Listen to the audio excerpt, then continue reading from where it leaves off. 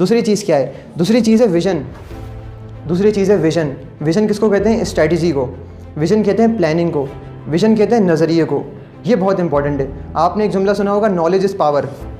किसका जुमला है ये? अब्राहम लिंकन का जुमला है ये, नॉलेज इज़ पावर। एक ऑथर अजीब बात कहता है, नेपोलियन हिल, वो कहता है ये जुमला बिल्कुल गलत है। जब मैंने ये बात पढ़ी तो मैं बड़ा हैरान हुआ कि नेपोलियन हिल, वो खुद भी बहुत बड़ा ऑथर है, लेकिन इतने बड़े आदमी अब्राहम लिंकन के बारे में कह रहा है और लोग आज से इस बात को मानते आ रहे हैं कि जी knowledge is power, knowledge is power. लेकिन उसकी मैंने अगली बात पढ़ी तो मुझे एहसास हुआ बिल्कुल सही कह रहा है। वो कहता है कि नॉलेज इज़ नॉट पावर। जब तक उसे सही विज़न के साथ यूटिलाइज़ ना कर लिया जाए, सही सोच के साथ यूटिलाइज़ ना कर लिया जाए, सही प्लानिंग के साथ उसको इस्तेमाल ना किया जाए, तब तक नॉलेज पावर नहीं है। क्यों पावर नहीं है? आपने लोग ऐसे बहुत से देखे होंगे, जी PhD कर लिया, PhD की डिग्री ले ली, लेकिन फिर भी वांदे घूम रहे हैं, फिर भी जो है ना वो डिग्री हाथ में लेके घूम रहे हैं, नौकरियाँ नहीं है। डॉक्टर बन गए, MBBS कर लिया, फिर भी जॉब्स नहीं है। इंजीनियर बन गए, इलेक्ट्रिकल, मैकेनिकल, सिविल, फिर भी जॉब्स नहीं है। बहुत से आपकी फैमिली में ऐसे होंगे, आपके ख़ानदान में ऐसे होंगे, सब कुछ कर लिया लेकिन जॉब्स फिर भी नहीं है।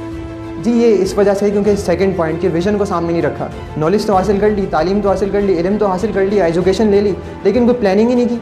देखिए आज के दौर में, पाकिस्तान के दौर में पैसा कमाना कोई मुश्किल नहीं है। अगर दो जो है ना, अगर आदमी प्रॉपर्टीज़ अपने अंदर लेकर आ जाए तो बहुत आसानी से पैसा कमाया जा सकता है। एक तो है सिफारिश, एक तो है रिश्वत, अगर वो नहीं है दूसरा है टैलेंट। अगर टैलेंटेड बंदे को कोई भी आदमी कामयाब होने से नहीं रोक सकता, टैलेंटेड आदमी को। तो नॉलेज हो, लेकिन साथ में दूसरा नंबर क्या था? विजन भी हो। प्लानिंग करनी है, अपनी नॉलेज को प्लानिंग के साथ अटैच करना है। ये 2 पॉइंट हो गए। तो उम्मीद है कि आप तक सही मैसेज पहुंच चुका होगा। आप मेरी बात को समझ चुके होंगे कि without having a clear vision your life is at severe risk.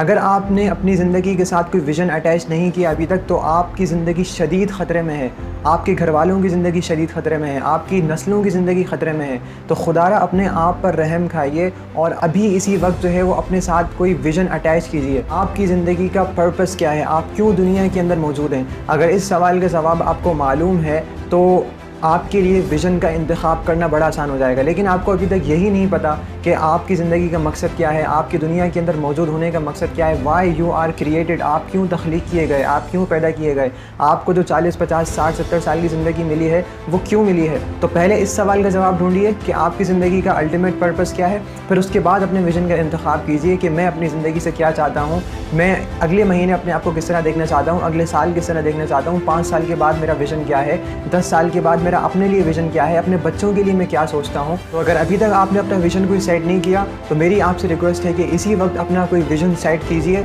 और अपनी ज़िंदगी को अपने लिए और सारी इंसानियत के लिए कीमती बनाइए। अस्सलामु अलैकुम।